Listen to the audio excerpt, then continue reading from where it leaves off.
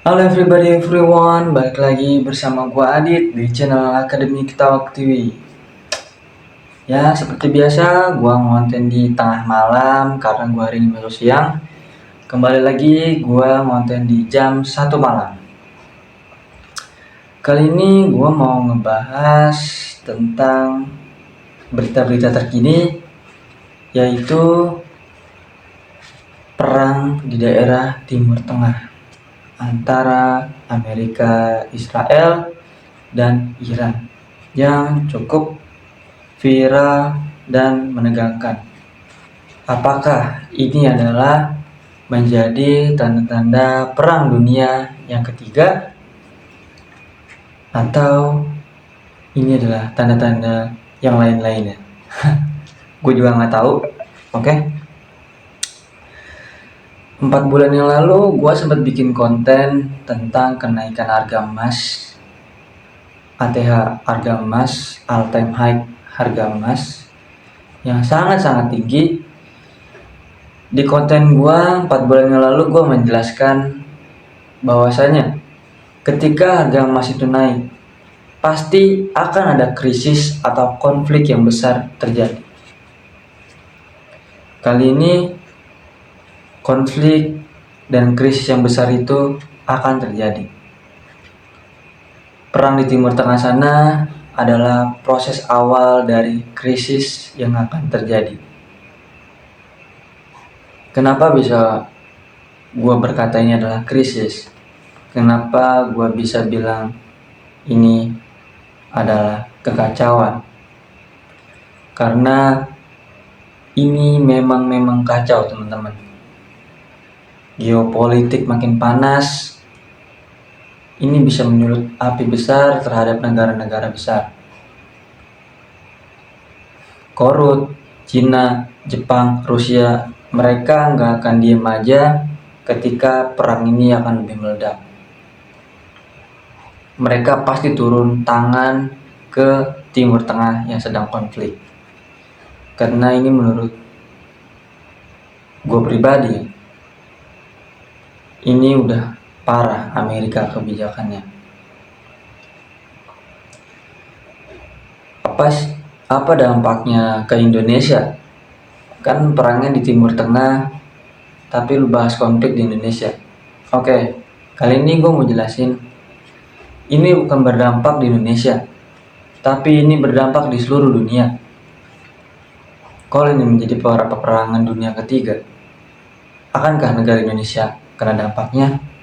Pasti, dari segi geopolitik maupun ekonomi. Kenapa ini gue bilang krisis? Ini adalah krisisnya. Gue nggak tahu apa skenario kedepannya, tapi yang bisa gue cerna, yang bisa kita alami dalam jangka dekat ini, kita mendapatkan dampak krisis ekonomi yang signifikan.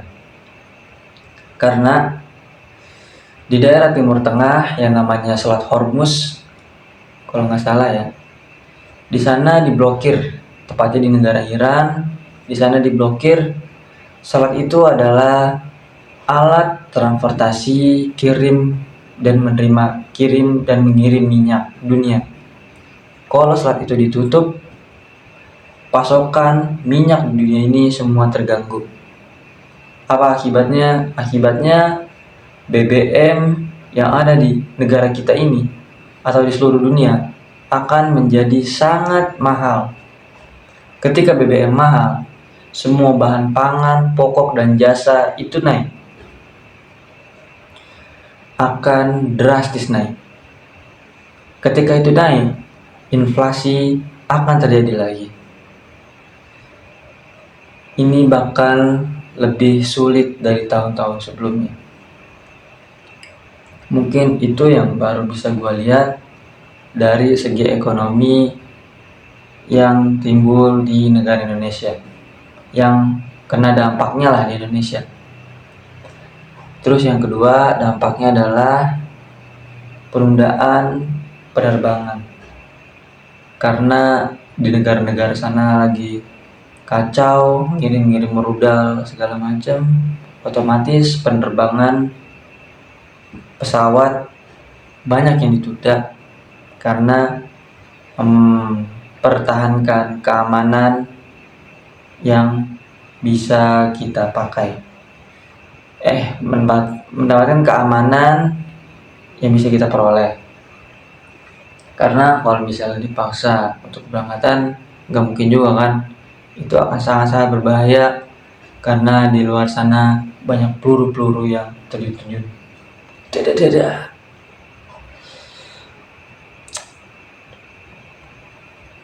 Gue nggak tahu selanjutnya apa yang bakal terjadi. Dan 4 bulan yang lalu gue bilang tahun 2030 bakal ada krisis besar-besaran. Ini adalah awal proses dari krisisnya. Terus apa bang yang harus kita hadapi dalam krisis ini? Pertama, untuk kita menghadapi dalam krisis, tahapan-tahapan krisis ini, jangan terlalu foya-foya dan terlalu senang-senang.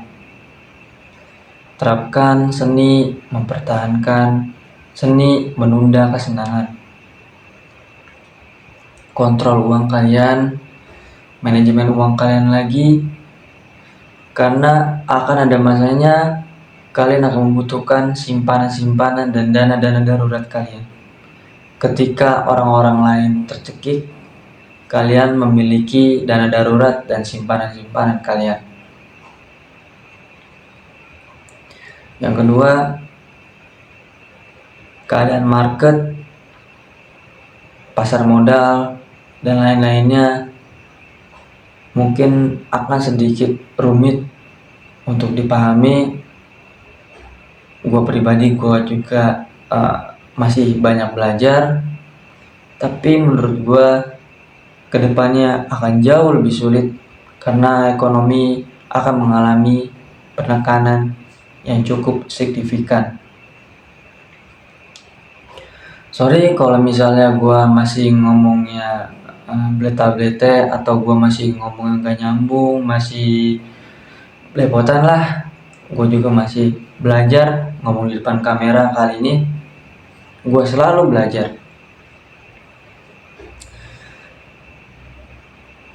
Jadi itu yang pertama adalah simpan uang kalian, jangan foya-foya. Ingat, masa buruk sedikit lagi akan tiba. Kalian harus persiapkan dengan matang semua skema yang ada. Gue juga masih banyak kurangnya, gue juga masih belum banyak siapnya, tapi semoga apa yang gue sampaikan di video ini bisa bermanfaat buat kalian. Dan yang kedua adalah takutnya nih ya, negara kita kena imbas perang, naudzubillah, gitu kan. Negara kita diserang, minta ampun dan tobat sama Allah. Karena kita nggak tahu ajal kita di mana, apa mungkin ada rudal nyasar ke Indonesia, apa langsung datang ke rumah lu, ya kan? Kita nggak tahu. Itu bakal lebih bahaya lagi. Alangkah baiknya minta ampun dari sekarang, tobat dari sekarang sebelum ajal kalian akan datang. Yang ketiga, kalian harus tetap tenang, baca berita. Jangan pernah tutup mata dalam keadaan berita dunia apapun itu, karena itu sangat penting untuk pengetahuan kalian.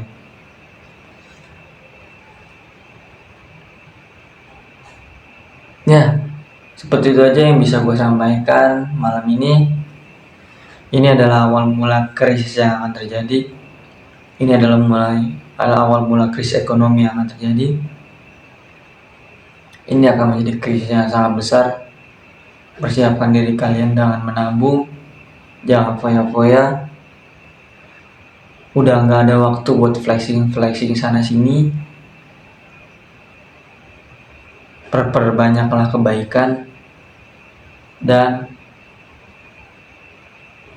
jangan lupa subscribe channel gua. Anjay. Oke. Gue cuma pengen ngebahas ini doang sih sebenarnya, biar kalian tuh ingat apa yang terjadi saat ini di luar sana, supaya kalian itu nggak lupa bahwasannya dunia ini lagi kacau. Oke, jangan patah semangat yang sedang memperbaiki diri, yang patah semangat yang sedang nabung. Oke teman-teman, see you next time. Thank you all.